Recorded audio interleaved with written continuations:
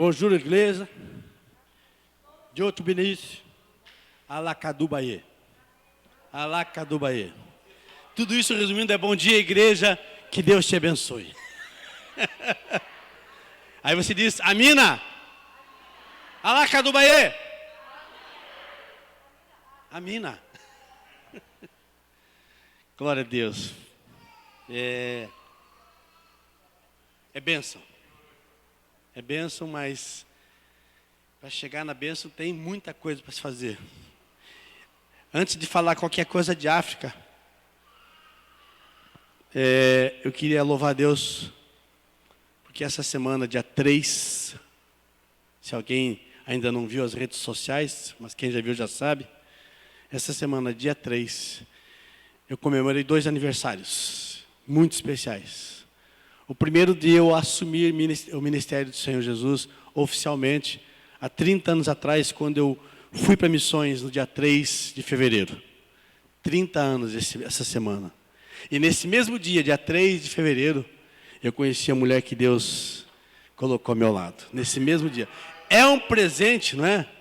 Deus e casamento. Glorifique a Deus, aplauda Jesus. Obrigado, Senhor. Obrigado, Senhor. Porque Deus foi muito bom comigo, não foi, irmãos?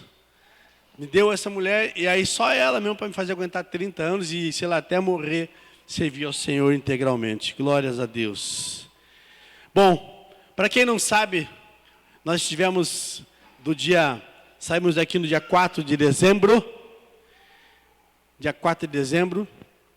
E eu cheguei aqui dia 17. Não, nós saímos daqui. Dia 7.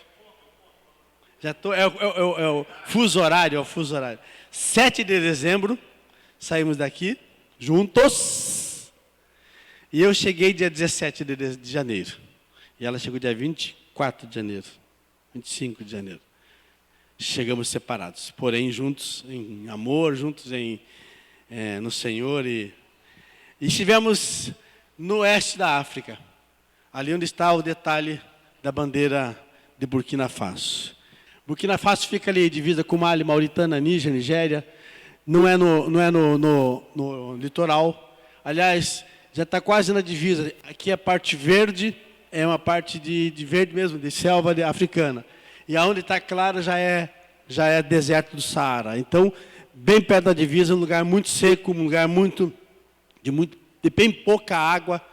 Chove 2 meses por ano só, e o resto é tudo seco. Nós experimentamos o inverno de Burkina Faso, um inverno maravilhoso, e eles usando blusa, casaco, eles usando touca o tempo todo, e o inverno lá é 35 graus o tempo todo. Quer dizer, o tempo todo não, durante o dia. À noite chega a 10, chega a 8, chega a 12 graus à noite. Mas eles usam blusa, eles usam touca, casaco. Nós não usamos blusa em nenhum momento lá, e eles usam. Sabe, mulheres na moto com touca, com casaco, e as crianças todas encasacadas atrás. Aliás, não dá nem para enxergar as crianças atrás, porque ficar debaixo do pano. Então, ali é quente pra caramba. Tá? Pode continuar, Tiago. Aí, uma rua bem próxima, assim, uma quadra da casa da Dinha, onde nós ficamos hospedados na casa da Dinha, a uma quadra. As ruas são desse jeito mesmo, queridos. Rua de terra vermelha, inclusive tem até semáforo nessas ruas assim. Na rua de terra tem semáforo. Pode continuar, Tiago. E aí é vamos dizer, o QG, né? O centro onde começou, onde acontece a magia, onde acontecem as coisas que Deus deu através da vida do Beto e da Simone. Para quem não sabe, o Beto e a Simone, o Roberto e a Simone, eles são de Joinville. O Beto já era missionário, foi missionário de Jocum. A Simone, ela era empresária, ela era gerente do Mercury Prince Hotel, aqui na rua Otobem. Né? Ela era gerente daquele hotel ali, e Deus chamou eles para ir para o campo. E já fazem aí 10 anos que eles foram para o ministério, especialmente na África. Na verdade, eles foram em treinamento antes, e, na verdade, ele falou agora aqui na mensagem que faz 8 anos que eles estão lá, mas já faz 10 anos que eles estão no campo missionário mesmo. né? E aí o CAF é o centro onde nós estávamos ali, Centro de Assistência e Formação Integral. Pode continuar, Tiago? E um motivo principal, né, o primeiro motivo que chamou o Beto e Simone, e tem chamado todo mundo que está indo para lá, inclusive nós também, tem vários trabalhos que é feito lá. Vários trabalhos, eu vou falar alguma coisa. Mas o primeiro motivo foi os garibus. Crianças que são entregues pelos pais, pela família, para religiosos, e esses religiosos ficam com a guarda dessa criança desde pequenininho, e os pais não têm mais notícia deles muitas vezes, eles são abandonados mesmo pelos pais, e aí são forçados pelos pais, pelos religiosos, a decorarem o Alcorão, são forçados a decorarem o Alcorão, e são forçados pelos religiosos a irem pedir esmolas com essa latinha. Eles usam a latinha para pedir esmolas, e é muito tradicional isso lá, então é muito comum dar esmolas. Especialmente no mês de janeiro, eles ganham muitas esmolas, porque quem dá esmola acredita que dando a esmola vai alcançar o céu, né? Então, os garibus, eles são cuidados e abusados pelos marabus. Se essa gravação for um dia, pode ser que eu possa ser preso. Ok? Vai, Tiago. E ali no centro, né? Ali no centro é feito várias atividades. E tem um playground, brincam de gangorra, brincam de balança, brincam do gira-gira. Crianças de 7, 8 anos, até crianças de 22 anos. Porque você não tem noção como esses meninos de 18, de 20 anos, são crianças. E brincam de gangorra, e brincam na balança, e brigam para brincar na balança. Aí os maiores, 18 anos, 20 anos, tiram os menores, deixa eu brincar aqui agora. E entre outras coisas que os maiores fazem contra os menores. Ali também eles fazem joguinhos de moeda no prego, ficam jogando dama, ficam brincando, pintando, fazendo pinturas, e assistindo um filme, um cinema, né, que tem um cinema que é uma televisão com os bancos, e também ganham a palavra de Deus, são ministrados pelos obreiros ali, né, e aí depois, no final, para encerrar, eles ganham um lanche, que é um pão, tipo de uma baguete, às vezes com espetinho dentro, com alguma coisa dentro, um suquinho, no saquinho, ou um copo de leite. E para muitos deles, como você já sabe, essa é a refeição do dia, né? Tiago? Aí nós também visitamos o Centro de Assistência e Formação Integral de Cursos, no caso, a Casa de Cursos. Nessa Casa de Cursos tem várias coisas que acontecem, pode rodar, Tiago. Dentro dos cursos, a Dinha faz o artesanato com as mulheres, todo mundo já sabe, esse é o que ela já falou aqui antes, então não precisa falar muito, essa é a nossa missionária Dinha, e para quem não sabe, a missionária Dinha é a irmã da minha esposa, minha cunhada, ela tem 65 anos, 66 já, e ela trabalha com as mulheres, não só com as mulheres. Atualmente, ela está, inclusive, dirigindo todo o ministério, cuidando de todo o trabalho, porque o Beto e Simone estão indo e vindo o ano todo para o Brasil, porque também tem um CAF aqui no Rio de Janeiro, e tem um outro projeto acontecendo também no Rio de Janeiro, então o Beto e a Simone estão nessa essa ponte aérea, então quem fica responsável pelo projeto lá é a Isildinha.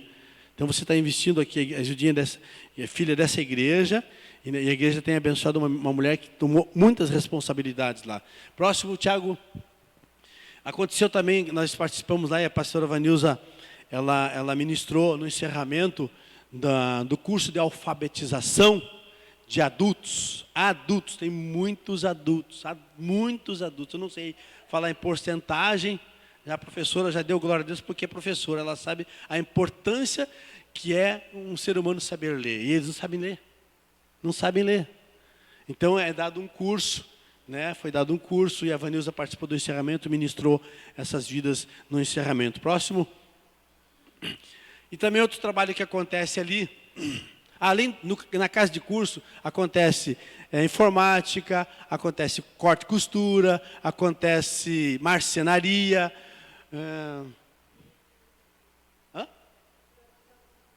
Vídeos. Não sei porque não veio. nós levamos daqui do Brasil para lá, eu ia mostrar aqui, acabei esquecendo, uma foto, uma impressora digital 3D, né? Que foi levado também, faz parte da casa de cursos, que é um trabalho que é feito com os jovens lá, jovens ali, uma impressora digital. Nós levamos essa impressora digital para eles, não fomos nós que demos, mas nós levamos, né? E aí também outro trabalho que é feito também é igrejas, né? Já alcançaram, em 8 anos de ministério lá, 60 igrejas. Você consegue dar um glória a Deus com Jacó?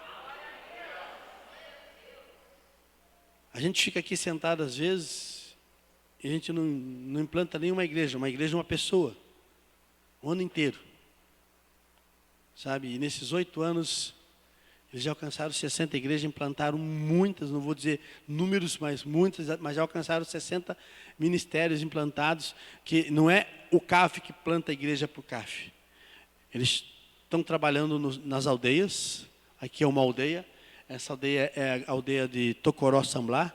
Nessa aldeia, aliás, essa igreja aí, construída, foi a primeira igreja desse ministério lá, implantado com o CAF. Um jovem de família de feiticeiros, ele totalmente envolvido com a feitiçaria, e o Beto e mais o pastor Davi,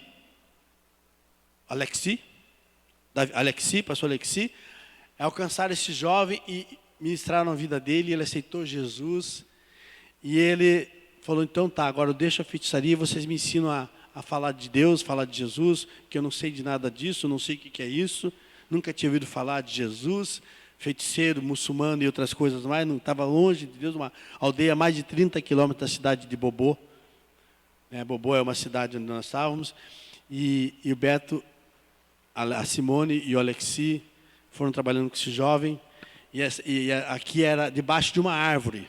O culto era feito... Primeiro começou com esse jovem, só com esse jovem, embaixo de uma árvore. Aí o jovem trouxe a esposa, aí trouxe os filhos, e aí foi crescendo, foi crescendo. Hoje a igreja tem, só nesse culto que nós estávamos aqui, nesse culto aqui tinha 90 crianças. Crianças! Só nesse culto aqui. E eu não dá tempo de mostrar como que...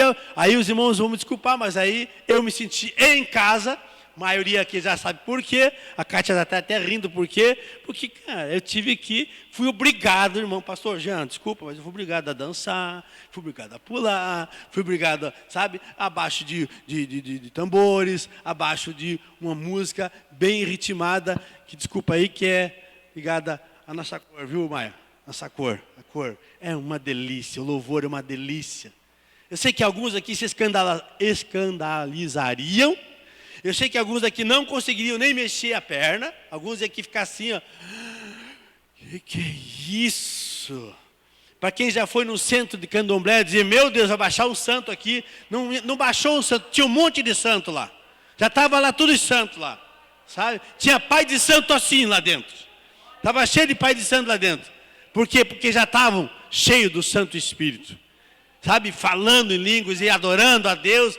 E é nesse ritmo mesmo que eu me sentia em casa. Eu me sentia em casa.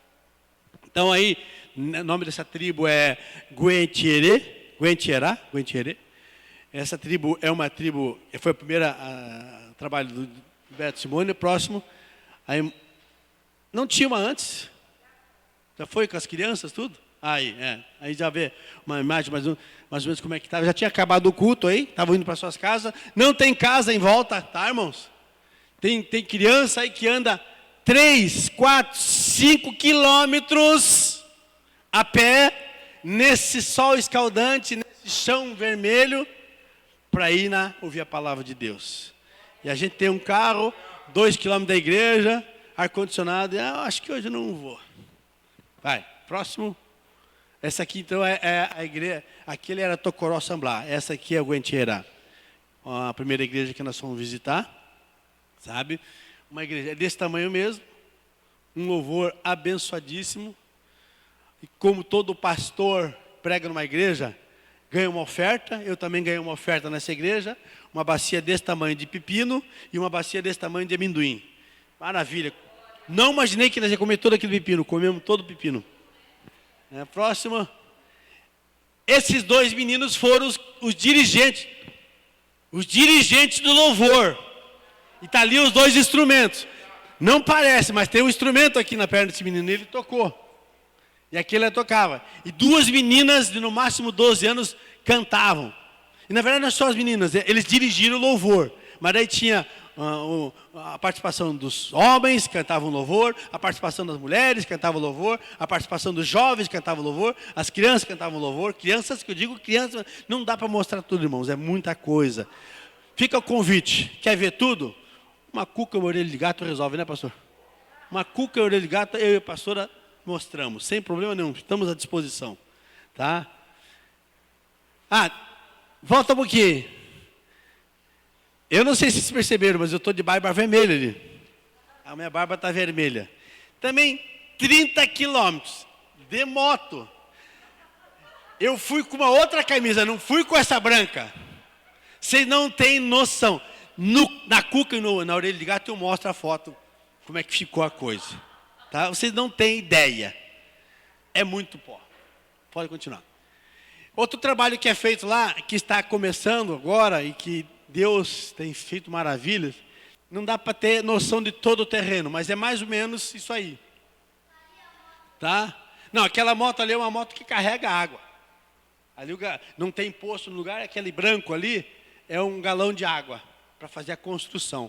Nesse terreno aqui, já é do projeto, vai ser construído 10 casas para acolher meninos de rua e garibus. Já existem 2 casas.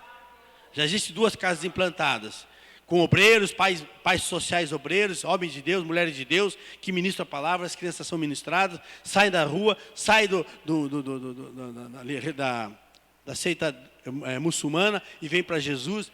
E aí nesse lugar vai ser construído 10 casas, já temos 2 famílias já montadas, com 36 crianças.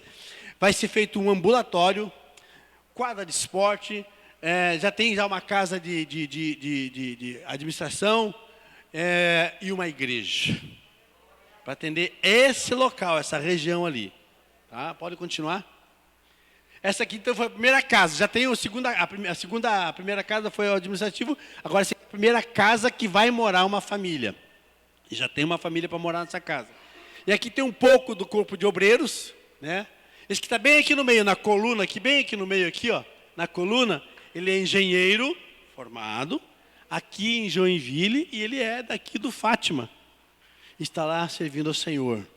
Sabe? O engenheiro Tiago, uma bênção, homem de Deus. Ali os da cor. Os da cor são pedreiro, a maioria, tá? E aí os brancos aqui na frente. Tubabu e Farofi. Tá? E eu estou lá no meio dos farofis, percebeu, né? Então, gente, esses obreiros precisam de oração. A pastora vai estar ministrando um pouco a respeito disso. Precisam da nossa cobertura, precisam do nosso incentivo, precisam da nossa oração, precisam do nosso investimento. Eu queria que você pensasse mesmo, abrisse teu coração a respeito de investir em missões. Mas pastor, aqui no Brasil, já me falaram isso. Aqui no Brasil tem tanta carência, tanta necessidade, meninos de rua, adultos de rua, no Nordeste. Tem mesmo. Mas é Deus quem chama. Se Deus não me chamou para me trabalhar com o Nordeste, eu não vou, queridos. E eu já trabalhei no Nordeste. Eu já estive no Nordeste. Já trabalhei com meninos de rua aqui, em São Paulo, no Sul. Agora Deus não me chamou mais para ir lá. E o que eu posso fazer? Deus está chamando para me ajudar esse ministério na África. Agora onde é que Deus vai te chamar? Então, sirva. Vai, Tiago.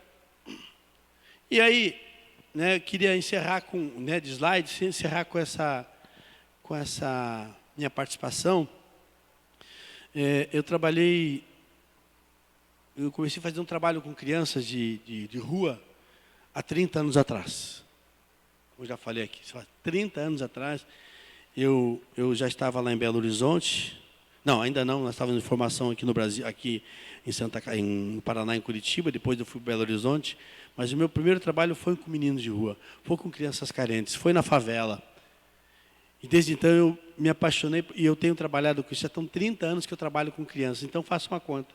Se alguma criança que eu encontrei lá atrás com 8 anos, com 10 anos, hoje eles têm 38 anos, 40 anos de idade. E eu já tive o privilégio, pela misericórdia de Deus, de encontrar alguns desses adultos. Essa semana mesmo eu vi no meu Facebook uma dessas crianças lá atrás, que disse há 18 anos atrás, Deus usou esse casal para eu aceitar Jesus Cristo. Hoje é uma mulher, mãe de família, casada, e estava à disposição do mundo. Estava à disposição do mundo. Eu trabalho com crianças já há 30 anos. Eu tinha dado um tempo aqui, né, agora, ultimamente, e aí eu tinha parado de bater lata. Eu batia lata no Rio Grande do Sul, batia lata aqui em Joinville, tinha parado de bater lata. Fazia 10 anos que eu não batia lata. Faziam 10 anos que eu não batia lata. Aí Deus pega e me leva para me bater lata na África, sabe? E ver, sabe? Nem eles, nem os meninos, nem os adultos, nem os obreiros acreditariam que eles seriam capazes de fazer alguma coisa ordenada, organizada, obedientemente. Eles diziam, não vai dar nada, mas esse negócio aqui é uma bagunça, você não sabe que... Ou eu dizia assim, mas vocês não... Vocês estão me subestimando. Na verdade, não era eu. Vocês estão subestimando o que Deus faz através da minha vida. Depois eles falaram, Deus é tremendo. Foi um trabalho maravilhoso, foi lindo demais. Eu trabalhei com bate-lata com os garibus, tudo isso é garibu, né? As latinhas são deles mesmo, e trabalhei também com os meninos das casas, que são 36 meninos, foi uma benção. Eu me senti muito honrado por Deus me levar até lá, fazer esse serviço com eles. Por quê? Porque, além de Deus me honrar, me abençoar, Deus estava abençoando esses meninos, porque estava mostrando para eles o quanto eles são importantes. Sabe, todo mundo assistindo eles, o quanto eles têm valores, o quanto Deus valoriza eles, e em especial, as pessoas que o viram, valorizam eles. Pô, eles fizeram um trabalho bonito, olha só que chique. Essa camisa eles ganharam no dia. 3 dias depois, com certeza, essa camisa já devia estar... É que eu tenho outras fotos para te mostrar no café, na orelha de gato. Estão usando até hoje. Não tiraram, com certeza alguns deles... Está com a mesma roupa até hoje. Isso foi lá pelo dia 17. Foi dia 17 de dezembro. Eu queria que você abrisse comigo a palavra de Deus, Jeremias. Capítulo 6. Jeremias. Não, desculpa, é antes. Isaías. Um livro antes, queridos. Um livro antes. Isaías, capítulo 6. 6. Um livro antes de Jeremias. Isaías capítulo 6.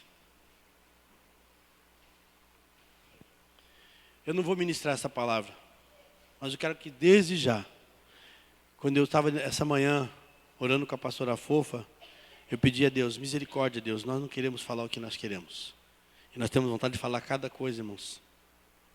Sabe, nós estamos com a pele, nós estamos sensíveis, nós queremos falar muita coisa, mas a gente não quer falar o que a gente quer falar. A gente quer falar o que Deus quer falar. E em especial, que nós não venhamos convencer você ou encher a tua cabeça com alguma coisa, mas que Deus convença você, que Deus encha a tua cabeça de alguma coisa. Isaías capítulo 6, versículo 8. Depois disso, ouvi a voz do Senhor que dizia, a quem enviarei? E quem há de ir por nós? E eu respondi, eis-me aqui, envia-me a mim. Bom dia, igreja. É tão bom viajar, mas é tão bom ter para onde voltar. Glória a Deus. Muito bom poder estar de volta. Foi maravilhoso estar lá com a Dinha. E eu quero compartilhar um pouquinho do que Deus ministrou nas nossas vidas e como foi o nosso retorno. Como que a gente conseguiu, então, poder estar aqui hoje, neste dia. O livro de Romanos 10 diz assim, irmãos, o desejo do meu coração e a minha súplica a Deus em favor deles é para que sejam salvos. porque dou testemunho a favor deles de que têm zelo por Deus, porém não com entendimento, desconhecendo a justiça de Deus e procurando estabelecer a sua própria justiça, não se sujeitaram à justiça que vem de Deus, porque o fim da lei é Cristo, para a justiça de todo aquele que nele crê. O versículo 14 de Romanos 10 vai dizer assim: como, porém, invocarão aquele em quem não creram? Como crerão naquele de quem nada ouviram? E como ouvirão se não há quem pregue? A quem enviarei? Estar num lugar que é dirigido, governado por leis que não são as nossas leis, vamos dizer assim, é muito difícil, porque a gente vê muitas coisas das quais nós não concordamos.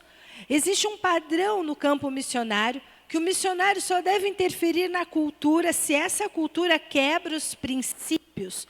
E quando nós chegamos lá, e já ouvimos a Dinha contar, a Júnior e a Adri contar, e tantos contarem, nós observamos tantas coisas que quebram todos os princípios. O país, o governo, é um lugar que quebra muitos princípios. Então, como trabalhar em um lugar no qual não se tem a mínima noção do que Jesus fez na cruz? A quem enviarei? Então, não se pode pregar o evangelho como nós fazemos aqui. As pessoas vão se convertendo através de ações sociais, de influência, de amizade, de ajuda, de sobrevivência. E é tão interessante que, como tudo é muito diferente, né? Tudo é tudo muito diferente. Eu quero ressaltar duas situações: os povos não alcançados e a vida dos missionários. Quando nós falamos em povos não alcançados, nós aqui no Brasil, que lemos a Bíblia, andamos com camiseta, com tudo, nós não temos noção de que em 20 quilômetros existe um povo que tem uma cultura própria, uma língua própria e que nunca ouviram falar do Evangelho. Em mais 30 quilômetros tem outro, e outro, e outro, e outro. E quando eu percebi, nós estávamos cercados por mesquitas, estávamos cercados por pessoas que, ao ouvir o sinal sonoro, eles param tudo e eles vão fazer suas orações. Estávamos cercados por maridos que têm várias esposas, por mulheres e crianças que não têm direito nenhum, embora a cultura é toda mantida, o financeiro por mulheres que trabalham, que vendem suas coisas. Então, é um ambiente muito difícil e essa palavra, ela ressalta ao meu coração. Como que eles vão crer se não tem quem pregue? Como o evangelho vai chegar lá em Burkina, aqui em Joinville, lá na favela, no teu amigo empresário, porque somos todos povos que precisam ser alcançados. Quem é o missionário? Quem é o missionário? Quem é o missionário? O missionário é aquele que tem uma missão de anunciar o evangelho. Todos aqueles que já receberam o evangelho se tornam um missionário. Aquele que vai levar essa boa notícia em um mundo totalmente corrompido. E quem é o campo missionário? Às vezes nós nos acomodamos aqui em Joinville, que podemos vir no culto se queremos, assistimos várias coisas na televisão, e nós perdemos a noção de quem é o campo missionário. O campo missionário é todo aquele que ainda não confessou Jesus. É todo aquele que ainda não teve um encontro com Jesus. São as pessoas que estão na rua, são as pessoas que estão no comércio. Então, todos nós temos uma missão, todos nós temos. E estamos sempre perto de um campo missionário, de pessoas que estão lá para que você influencie elas, para que você as alcance com uma boa notícia. De um Deus que abre caminho no deserto, de um Deus que restaura os corações e de um Deus que não nos deixa órfãos, que cuida de nós, que nos ama e escolheu cuidar da nossa vida. Então, esse é o missionário. Quando nós chegamos e vimos o campo missionário, Tiago, tem umas fotinhas aí? Tem. Então, a gente estava aí na festa das crianças da casa, que são crianças que já foram adotadas pelo projeto, e aí eles têm um Natal todo especial, eles ganham roupa, ganham presentes. Então, a gente estava ali com a Dinha está muito bem de saúde, embora ela teve uma complicação, uma infecção nos dias que a gente estava lá, mas ela está muito ativa, está muito bem.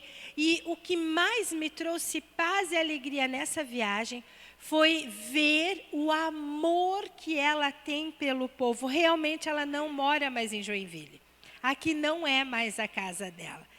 Ela tem uma casa boa, onde tem água e tem luz, tem esgoto. Lá não tem recolhimento de lixo. Não existe, a cidade é toda em lixo, jogado pela rua, esgoto, céu aberto.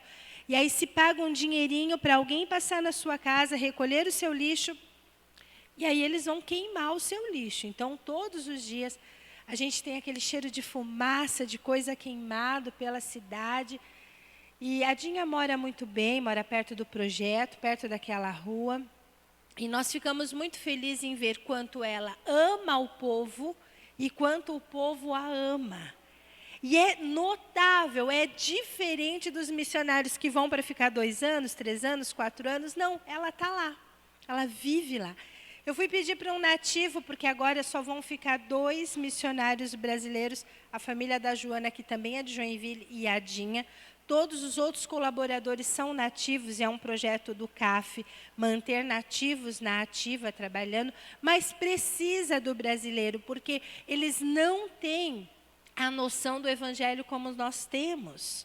Então, eles precisam disso.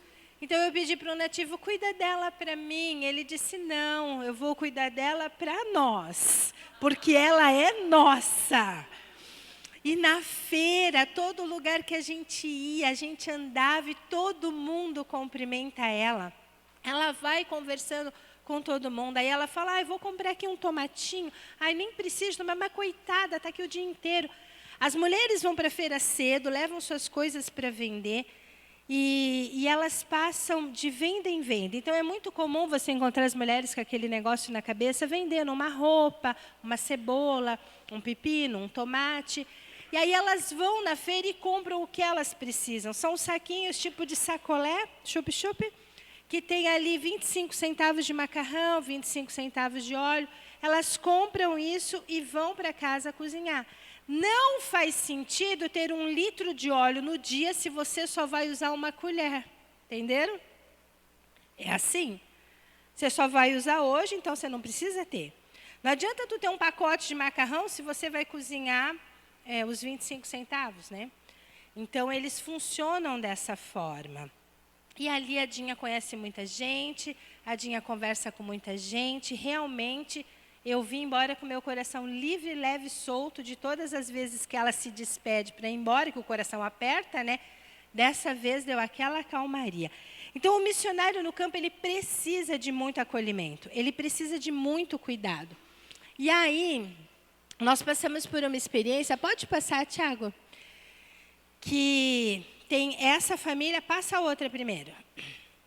Essa família, eles são brasileiros, eles são linguistas formados, e eles trabalham na tradução da Bíblia para um povo que não tem língua escrita ainda. Então, eles estão escrevendo a língua desse povo e traduzindo a Bíblia junto com o povo. Eles criaram um aplicativo e eles vão... Lembrei tanto do pastor Egon, gente, eles vão palavra por palavra, do original a fazer sentido naquela língua. Como palavras que nós temos e não tem nas línguas, como muitas emoções que nós sentimos, angústia, tristeza, eles não têm. Então, orgulho, eles não têm a palavra orgulho.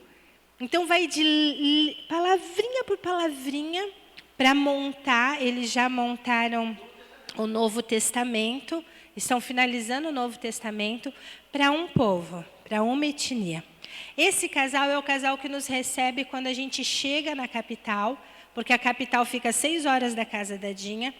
E eu tive uma experiência fantástica com esse missionário, Tiago e a Aline, que nossa experiência foi muito legal, muito trabalho, mas o auge daquilo que Deus nos moeu foi o Natal.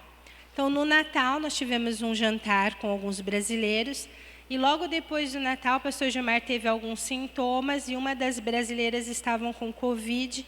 Então, dia 27 de dezembro, Gilmar começou com sintomas, dia 30 de dezembro, nós soubemos que ele tinha Covid. E a nossa passagem era para 4 de janeiro, então a dele foi automaticamente transferida. E a minha, como eu testei negativo, eu fui para o aeroporto. Cheguei lá no aeroporto para pegar o segundo exame. Quando eu chego no aeroporto, são 6 horas de distância da casa da Dinha, dormi na casa desse casal. No dia de manhã me levou 5h30 para o aeroporto. O meu exame deu positivo e eu não pude embarcar. E quando eu não pude embarcar, eu não tinha mais dinheiro, eu não falo francês. Eu liguei para ele e ele prontamente voltou ao aeroporto me buscar, e aí eu tinha uma tristeza muito grande. Eles têm 3 filhos. Eu tinha dormido na casa deles. Nós tínhamos nos abraçado para nos despedirmos. Então eu pensei, e se essa família ficou contaminada? Então eu falei com ele, Tiago, você me pega aqui no aeroporto e me deixa na rodoviária. Não é rodoviária, é rodoviária de um ônibus só, é uma empresa. E aí ele foi até o aeroporto, me buscou muito constrangido, muito entristecido por todo o trabalho que eu ia ter, mudança de passagem, dinheiro, custo. E aí eu falei para ele, eu vou ficar esperando o próximo ônibus. Gente, era 7h30 da manhã, o próximo ônibus era 2h30 da tarde. Eu estava exausta, porque eu não tinha dormido a noite inteira esperando o resultado do meu exame. E aí eu disse para ele, Tiago, eu vou ficar na rodoviária. Você me deixa lá e vai para casa. Quando nós chegamos lá, o próximo ônibus era 2h30. E eu disse, avisa a moça que eu vou ficar aqui. Ele olhou para mim e disse, não, você não vai ficar aqui. Mantendo distância, né? E eu disse, sim, eu vou ficar aqui. Ele disse, não. E eu disse, sim, eu vou ficar aqui. Ele disse, não, mana, você não está entendendo. E aí ele me deu aquela olhada. Sabe aquele olhar que tu entende que é Deus? Ele me olhou e disse, mana, eu nunca vou te deixar aqui. Gente, eles não me conhecem. Eles não me conhecem. Nos hospedaram uma noite. Eu falei para ele, Tiago, a tua família corre risco. Ele disse, não, eu não vou te deixar aqui. Você vai para a minha casa, você vai comer, você vai dormir e 2h30 eu te trago. Ali naquele momento Deus começou a falar comigo. Eu cuido de você. Ainda que tudo venha a dar errado, eu nunca vou te deixar abandonada numa rodoviária. E eu fui para a casa deles, eu comi, eu dormi, ela fez cafezinho na hora. Eu voltei então para a casa da Dinha à tarde. E um processo muito difícil na nossa vida. Dia 16, então, o pastor Gilmar veio embora e o meu exame continuou dando positivo. E aí vem a segunda família. Estou eu de novo na capital, sem poder embarcar. Sem dinheiro. Eu já tive que comprar mais uma passagem, porque a primeira passagem que eu fui, eu não consegui remarcar para voltar com o pastor Gilmar. E aí esse casal nos recebe. Pastor Aruna, ele é um camaronês, disse que lá em Camarão tem camarão desse tamanho, gente, que é baratinho. Ela é uma cearense, missionária Irene, a filha nasceu também no Brasil. E eles nos receberam para essa segunda viagem. Pastor Gilmar foi embora e eu fiquei lá na casa deles. Fiquei lá uma semana. E quando eu fiquei lá, muito atordoada, sem entender tudo, eu disse, Deus, eu só tô indo. E aí, o tempo com eles foi muito especial. Uma família que ele se converteu com 23 anos, ele fazia 3º ano de engenharia civil, era muçulmano. Quando ele se converte, a família abandona ele. Não paga mais faculdade, tira ele da herança da família e então ele é acolhido por uma família cristã e depois ele vai para Jocum. Ele é acolhido pela Jocum lá em Camarões. E aí nós tínhamos muitas coisas em comum para conversar. Mas essa família cuidou de mim todos os dias. Como o meu teste não dava negativo, eles compraram uma erva de lá, daquelas que lava a alma, e eles cuidaram de mim 3 dias. E aí eu refiz o exame, e aí o exame deu negativo, e aí a gente continuou a situação de voltar para o Brasil. Nesta casa, Deus falou que Ele é o Deus que cuida de mim. E Ele é o Deus que abre caminhos no deserto. Essa casa foi um abrigo no deserto. Gente, lá é tão deserto, a gente vê as nuvens, acha que vai chover, é poeira. A poeira vem assim e tapa a gente. E aí eu comecei a ouvir essa música que hoje a gente cantou aqui, que é o Deus do deserto. E que está abrindo caminhos e que está mudando destinos. E ali eu pude trabalhar muito com essa família, cuidei deles, eles não têm ninguém que cuida deles, os missionários no campo não têm quem cuida deles, é impressionante isso. E aí no último dia ela falou comigo, irmã, não quero ser egoísta, mas eu acho que Deus mandou você aqui só para cuidar da gente. Ela disse, volta daqui 1 ano, eu disse, Jesus. E eles foram um abrigo para a minha vida naquele deserto. Enquanto eu cantava essa canção, eu cantava ela o dia inteiro. Até filmei um pouquinho para mandar para ela. E orava, eles oravam comigo, a menina orava comigo. Ela decidiu me levar para passear. Me levou para passear em vários lugares. Ela disse, não, pastora, temos que alegrar teu coração. E ela cozinhava, inclusive eles tinham um galo, ganharam um galo. Eu postei lá no Insta, ganharam um galo. E ela cuidou daquele galo. E eu até fiz um videozinho do galo passeando assim pertinho da gente. O galo estava bem caseiro. No outro dia eu acordei, o que temos para o almoço? O galo! Eu disse, botei lá, cuidado com o seu dia, né? Um dia está lá no meu bumerangue, no outro dia está lá na panela. Então foram momentos muito especiais, mas eu pergunto, igreja, como as pessoas vão ser transformadas se nós não anunciamos? Se nós não falamos do que Deus tem feito na nossa vida? Como que nós vamos poder dormir em paz se nós sabemos que, de repente, multidões de pessoas são mortas pelos terroristas e eles nunca conheceram Jesus, que é o quadro que nós estávamos lá. Os terroristas vêm do deserto e eles invadem esses vilarejos dessas culturas. Eles matam homens, eles estupram as mulheres e matam mulheres. E eles pegam os meninos, crianças e jovens e levam para o exército deles. E aí o que aconteceu nesse dia, nessa semana que a gente estava lá, que eu estava lá, o pastor Gilmar tinha vindo embora. Tinha-se um boato sobre a cidade, sobre o país, de que Mali está nesse processo de uma intervenção militar. E tinha-se um boato de que isso poderia acontecer também ali em Burkina. Quando nós estávamos indo para o aeroporto, no domingo de manhã, dia 23, ouvimos muitos tiros e muitos militares na rua. Quando nós chegamos no aeroporto, aquele negócio de olhar mala, olhar carro, o pastor camaronês, ele disse, olha, isso não é procedimento normal. E a turma do nativo estava comentando que alguma coisa poderia estar acontecendo sobre um golpe militar. E foi terrível o embarque, tive muito problema com o embarque. Enfim, Deus liberou o meu embarque, eu saí de lá.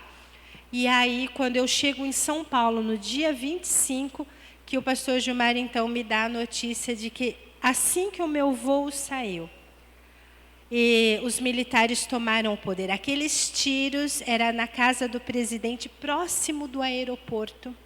E os militares tomaram o poder, ninguém entra e ninguém sai. O meu voo foi o último voo a sair de Burkina. Glória a Deus, igreja. Deus é o Deus que leva, Ele é o Deus que traz. E Ele estava trabalhando em silêncio, porque Ele estava mudando destinos. E quando eu ouvi essa música, eu não tinha noção do que aconteceria com o país a qual eu estava. Nós chegamos a pedir para a embaixada me mandar embora para cá, porque as agências não respondiam. Eu tive que comprar mais uma passagem para conseguir vir embora. Porque eles não responderam até hoje sobre as 2 passagens que eu deixei lá. E quando Deus tocou no meu coração na quinta-feira, eu disse para a moça da agência, domingo eu vou embora. E eu vou embora. E aí comprei a passagem sábado à noite.